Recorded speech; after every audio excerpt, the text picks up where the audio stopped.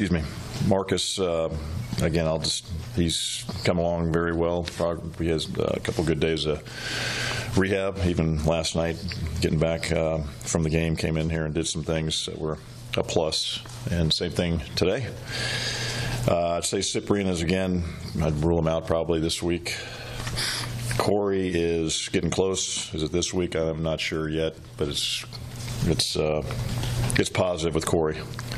We'll see where he's at the end of the week. And then Lawan, he's day-to-day. So I'm guessing Lawan's MRI came back positive? Yeah, it's not very serious, but, you know, there is enough there to make it day-to-day. You say Marcus is day-to-day? Yes. How is Cyprian's taking as long as it is? It was more severe than the rest of them. Cyprian and Davis similar? No, I think it was more severe with Jonathan. Was Cyprian more than you initially expected? I mean, yeah, prior to getting the MRI, yeah, I think when I first reported on it, I didn't know the extent with the MRI. So. Did you look at the protection issues in this game, Mike, as you went back through it? What did you attribute? Some was we got beat up front, whether it was one-on-one. Should have thrown hot on the one we took a hit, where Matt took a hit. That's a hot throw. Matt should have thrown it away on the first one. You know, don't take an unnecessary hit by Sue over there on our sideline. It was a sack for -1, but to me it was more about the hit. Just throw the ball. You're out of the pocket, throw it away, throw it in the stands, give it to a kid. You know, do something, but don't take the hit. And yeah, it was from one area or another. It was not one specific thing. They didn't blitz us anymore because it was Matt and over Marcus. I think they were blitzing us to stop the run initially. I mean, we knew that was going to be the case. That's what they did to us last year. So it wasn't like more than normal what we got. The league told me that there was no whistle on that play until after he was in the end zone, and you obviously stood by the players yesterday. Yeah, I'll still stand by my players. Really, to describe the play is hard to describe because there's no beanbag thrown. There's no signal of incomplete. There's actually nothing done. To a point, you know, again, I'll stand by my players every day of the week, every minute of the day. And when they tell me something, I know they're telling me the truth. And so there was a whistle, and again, you can watch the reaction of everybody, but what really gets you is the two defenders that are coming on the field from their sideline, making it 13 defenders on the play. I mean, there's 13 Miami Dolphins on the field when that play is taking place. So their guys thought it was a dead play too, and that's illegal as well. Which I'm very shocked they didn't see that in the review, that they had 13 players on the field. Is that challengeable at that point by you? If I would have known, yes. Yeah, if I'd have known.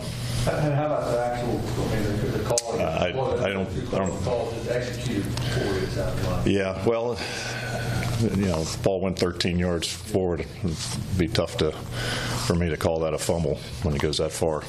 Is that part of the problem with the replay at times? I mean, it almost seemed as if they were like, well, we don't know, so let's just wait till replay. Like, is that part of the problem of officiating now, is how that goes? There was just a lot on that play. I wish it all would have been talked about before, or at least seen in the replay, to see that many guys on the field. That would have solved all the problems. But I would have liked to have had a chance to, you know, I talked to the official on our sideline about the whistle being blown, and that never was put into the conversation of the replay, which it should be. Issue of sacks and protection you mentioned before. I know there's a big disparity between Marcus and Matt in terms of mobility. Is that the kind of the sole or the biggest reason we're seeing so many more sacks of Matt, or does it go beyond? Yeah, I mean, obviously, you know, like similar to the two quarterbacks we faced prior to this. I mean, their ability to get out and escape, and yeah, that's a plus. There's no question about that. And that we had many opportunities to sack those two. We had them in our hands, and they got away. You know, again, another reason for our number of sacks we have defensively. But that's what Marcus gives you by getting out of the pocket, and you know, I'm not sure what Marcus. I'm going to almost assume he would have thrown the ball away that first one and not taken a hit. Could Johnny, would you coach him any differently? Would he call on the OPI? He had a 12-yard route. His job was to try to occupy the corner not occupied. If he dropped off under Delaney, then we were going to throw it to John New underneath. But no, he's just running a route just like you see every Sunday by most tight ends against. See it all the time. So. Did they give you an explanation on that OPI? Did they? Did they give you an explanation? Would they just think that he was too much contact? Yeah, that's what they thought. But that's a lot of plays. You can do that in a lot of games. Where do you draw the line between being critical of officiating and just calling it like you see it, given that? Well, I got to be careful because I'll get in trouble if I do that. I get in trouble for holding people accountable. But to me, again, you're talking about two teams that have big factors in the game as well as officials. They're just as much of a factor in the game, and when they're game-changing plays, then somebody has to be held accountable. But you get in trouble if you go into too much detail about it. And I do have a problem with that. I have a problem with that. Are you a proponent of the full-time officials? They're going to have that. They're going to have that. So. How did, without playing, how did Marcus kind of handle the in-game staying? He's great on the sideline. Great. I mean, he had an earpiece in. He knew what was going in play-wise. He's great for Matt. So he was very positive. They missed the spot on the 3rd and 7. I know you had a great angle on it.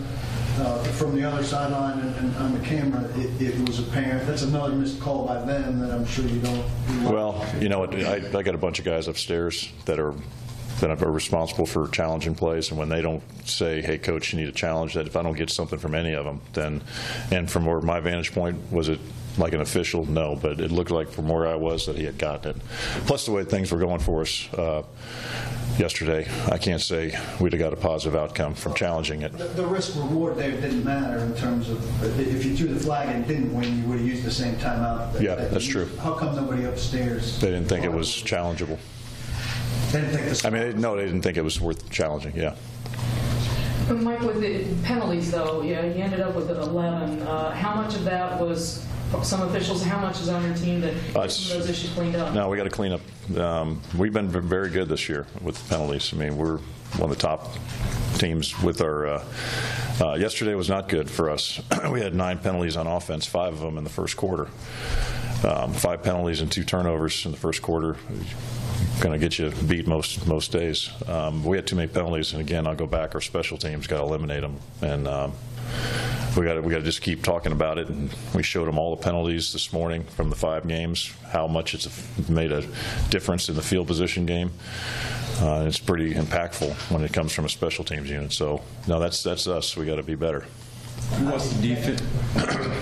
you watched the defense, was there something drastic that you saw different from the Texas game than what you guys did against Miami? We were obviously much better communication. Was the first thing that stands out. Watching the tape, watching them from the sideline, much better communication, and really guys being where they're supposed to be, really playing their role. That was kind of the be where you're supposed to be and do what you're supposed to do when you get there, and that was kind of their mentality for the whole week, and showed up yesterday. Who gets credit for the communication improvement? Really the linebacking group and the safeties. How do you handle the Monday night game as far as leading up to a recovery and getting ready for Monday night? Today's a typical Monday for us. Tomorrow will be the players' day off. Wednesday will be an extra day for us. It'll be a later start to the day. Bring them in late morning so they can get some more rest. And then Thursday will be a Wednesday. Friday will be a Thursday. The only thing really different for us this week will be our Friday practice will be Saturday, and it'll be at night, and it'll be about the same time that the game starts Monday night. So we'll have a under the lights practice start at 7:30. Why hasn't Taylor been able to get more involved offensively? Not purposely, just some things he needs to clean up too. He's a young guy that's learning the ropes. Some of that has to do with him. Some of it we could help get more to him, but obviously we started the game yesterday with him. We had some other things in there for him. We just didn't get to him the way the game was unfolding. Talked about preparing for the zone blitz, blitzing to stop the run against Miami. I guess how can you better prepare for that when you know that teams are going to be gearing up to stop the run, especially given the quarterback situation? Got to block them better, which we in the run game we were prepared for it. The way we had some alignments and formations and things like that, we got to do a better. We were in position to block them. We just didn't do a good job blocking them. How frustrating is that, just knowing that's... It's frustrating. It's very frustrating because especially when Saturday morning you've even made some more adjustments to make sure you can pick up their secondary support, which is pretty good, and we did. No. You've taken the ball this weekend at least once before when you've won the toss. What's your general thinking? I'd like to hopefully get a fast start and put some points on the board early and put them more on their heels than us. It's a touchdown drive. Was that getting the ball out faster on that drive, and with the receivers winning more on that drive? Is that the key to that one? I thought the key was it was 9 plays. We had 1 third down of the 9 plays. We made first downs on first and second down, and we converted the third down. We did some things to try to make that not happen with the penalties down there in the red zone. We were trying our best to screw it up. But it was just making more yards, being guys making plays. I think this game was the biggest disparity between Murray and Henry in terms of being out on the field. Any special reason for that, or just kind of the way? No, we talked about it after that. Probably need to do a better job of getting Derek some more balls. Yeah. So that's the line, obviously, has talent and potential to. Nobody was happy with the performance yesterday, but through 5 games, have they been a little bit below maybe your expectation level? I'd say yesterday, I'd say yes to that. I can't say I would say that to the first 4 based on who we've played. I'd say yesterday, yeah, I would. What does it say about Phillip that he was able to bounce back after a mistake and come up with a big play? 2 mistakes. Well, I'll say this. I give our offensive staff credit to stick with the play that was going to him and trust him to make up for it. So I give a lot of credit to him. That was a big catch, very big catch, and it was designed just exactly the way it unfolded. And maybe it was better to be further out than we were. Maybe that's what he was thinking when he jumped. I don't know. No, I'm just I give him a lot of credit.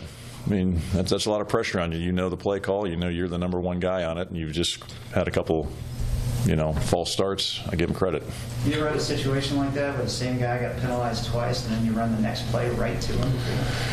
I can't remember the last time I've done that, but I think that's a credit to our staff to trust him to make the play. What's the mindset, I guess, this week? You're changing to 3-3, playing a division team that this team's had trouble against. Yeah. I think it's a big game for, obviously, division game. It's a Monday night game. It's in front of the national TV audience. We got to get back to basics on offense like we did with our defense this past week. Hopefully we can get 3 phases that play well against Indy. And again, you can throw out all the how many in a row. Again, this will be a good football game. You guys reestablished or maintained the identity that you worked so hard to craft last year, or is that part of what you find again in order to get back? I think I'd probably say lost some of that in Houston, gained back some of it yesterday, especially defensively. And our special teams, the penalties always overshadow a lot of things. It's all you really remember, but our guys are covering and protecting and covering about as well as they can on punt, and then to get a 20-yard or a 20-yard line, 23-yard line return and kickoff. I mean, that's all you're getting these days. Everybody's either kicking it in touchbacks, but when we are covering as well as anybody in the National Football League. Why did Bryce McCain see more time yesterday? Just playing the rotation the way we wanted to play. So it just was not as much involved with him or Ty Smith. Is that a result of what had happened nothing. against Houston, or just? No, nothing. Just wanted to play the rotation we had against who they had. Do you plan for Jacoby and Andrew Luck this week, or more Jacoby because he's been in there? I think you got to plan for both. And again, we're in the midst of this. We just got done at 1:45, so we're just getting into game planning right now. But that'll come up here this afternoon. Just a little bit different team, Colts team than you usually see. I mean, usually they're kind of a pass first. This is almost a little bit reversed in some ways. Yeah, I know the coordinator pretty well, Rob Chudzinski, and he's just, what he does well to me is he plays to his players' strengths. And I think, again, Jacoby being kind of new to the system, new to the team, I think he's balanced it a little bit more with the run game, and they've got a run game. But I think he's done a good job of just playing to who he's playing with right now. Mike, if Mariota can't go against the Colts, how much thought would you give to maybe not Castle? Right now, that's not in any consideration. Be Matt, and everybody around Matt has to play better for Matt. Mike, you have talked about the free speech that your players have. Have you put together, or this team put together, any kind of new policy about how to handle the anthem? I asked because Rashard's come out of the locker room in the last 2 weeks. No, we haven't had a discussion about it. That's his choice, and you see everybody else's choice, and I support all of it. The whistle aside on the Castle fumble, did you submit that to the league? That was the wrong call? With the ball traveling 13 yards? Yeah, we have submitted everything. We have. You submitted that for a particular play? Yes. Do you have an idea on what you're expecting from Marcus as far as practice this week? No, I'm going to see. He's done more each day, especially last couple of days in regards to treadmill work. Again, we're not going to do anything that's going to put him in a setback. So that's the first thing. That's first things first. I'm not going to set it back. So I'm not going to put a timeline on which practice we're looking at. Every day might be Wednesday, might be Friday. It's an extra day, I guess. That helps. That helps immensely. No question. Strong finish last year. This team was so confident, continued coming into the year. The last 2 weeks, does that ding the confidence level at all, or how do you keep it at that same level? When I come into this team meeting, I get a vibe of our team. I have a very good vibe for them, especially this last one where we're doing an overview of the Colts, getting ready to play them. They're in a good place. They know we got to get better in certain areas and play better. And they can't play any less. Defensively, we got to play just the same standards we played yesterday. So they're in a good place. They'll be here. They'll be ready to work this week for this game. Is there a possibility that Marcus is a game time decision again, or would you like to make a decision a little earlier? Obviously, earlier the better. But yeah, I'd say could go all the way up to the game. You talked about the third down difficulties, obviously limiting the run game. DeMarco talked about the desire to be able to run it even when they load the box on early downs. How do you kind of reestablish that physicality that gets you into more positions where you can ride the run? Really, looking at it, looking at that game yesterday, where we really put ourselves in a hole was on second down. We had a number of second and twos and second and threes and short seconds that ended up being third and longs for one reason or another. The run that we had, a couple of runs we had where we went back instead of taking what they gave us, whether it was a sack, numerous false starts penalties, most of them on second down. Those were more of a factor. Again, I'm going to say this. It was more of us stopping us on second down, putting us into tough situations on third down that we got to clean up. Mike, did you know CBS was going to bust out the high school photo of you yesterday? I heard that. Yeah, my wife said it wasn't very complimentary at all. So, no, I didn't know that, and actually I was going to ask Robbie where that photo came from, to be honest with you. I know you don't want to jinx them, but the streak that got sucked up been on inside the 50. And you're right, I don't. Can you talk about maybe a special team play as a whole, Brett, and maybe Ryan, how They're playing really well, really well. Brett, I mean, that punt out of the backed up, that's tough. You don't get into your full rhythm. I think he punted at 70-some yards to get it out of there. Was huge. He's doing really well. That was a tough team yesterday in regards to punt, because they have a very good scheme of rushing us, and our guys blocked it up and covered well. Anything else? Thanks, Coach. Okay.